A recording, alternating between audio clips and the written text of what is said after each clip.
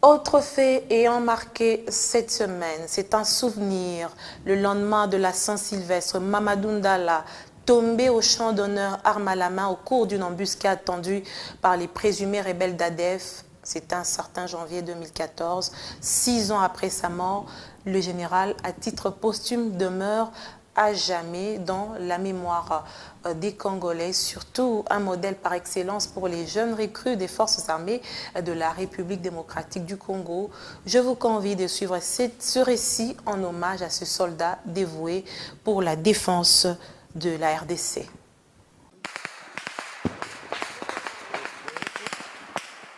Allez, on a section moyen, on a gardé Mbavu. À 35 ans, Mamadou Ndala avait tiré sa révérence à fleur d'âge. Vaillant soldat du peuple, le jeune colonel était né le 8 décembre 1968 à Ibambi, dans l'ex-province orientale. Juin 1997, il décide alors d'embrasser la carrière militaire. Il rejoint les forces armées de la République démocratique du Congo. Il consacre entièrement sa vie à servir sous le drapeau.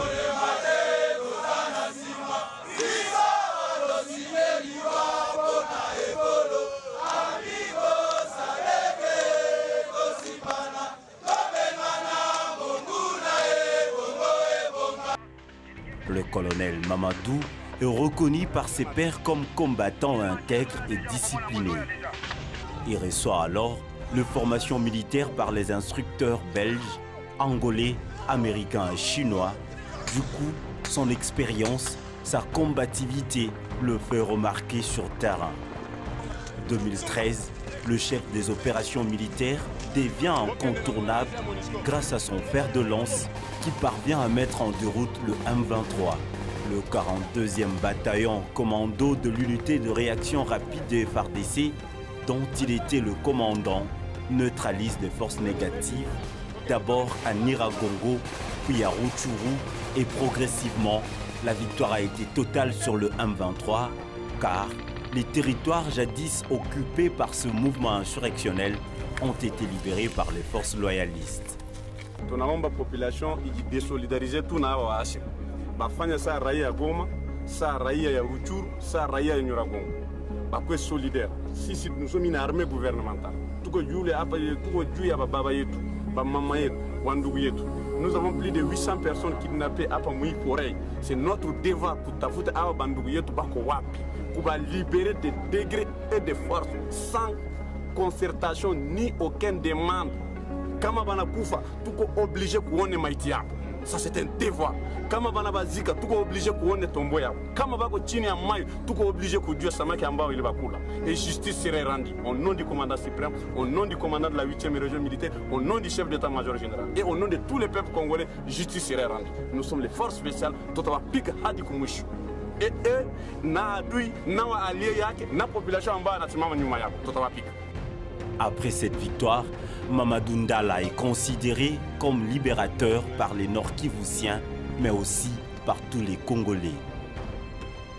Près d'une année, après avoir vaincu le mouvement du 23 mars, qui avait assiégé à l'époque la province du Nord-Kivu, le 2 janvier 2014, l'officier de valeur Mamadou Ndala tombé au champ d'honneur suite à une embuscade tendue par les présumés rebelles d'ADEF.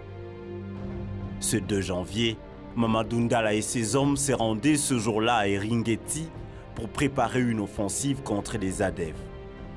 Sa jeep s'est vue attaquée par une roquette venant de nulle part et a mis à terre ce héros et ses hommes. Douleur et consternation suite à cette perte à la nation. Le général à titre posthume Mamadou Ndala et ses compagnons ont reçu des hommages mérités des FARDC et de toute la population congolaise. Comme un vaillant héros, ses compagnons de lutte arrivent quand même à retenir les larmes qui se transforment à des moments d'allégresse. N'empêche, la disparition de Mamadou Ndala ne peut que faire des larmes. Le vaillant soldat a laissé derrière lui un témoignage d'un combattant qui fait de lui un homme dont le pays entier se souviendra à jamais.